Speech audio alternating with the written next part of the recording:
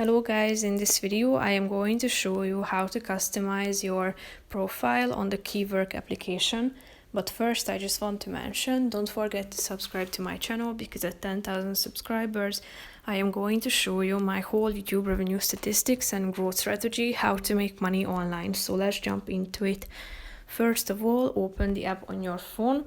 After that, tap on this button down below in the right side corner of the screen, and then tap on the profile button in the settings section. Here you can add your name. You can write a few words about yourself as an introduction, up to 1,200 characters. You can also add your specialization. Your time zone can be selected too. You can find a bunch of options here, and your country can be selected too.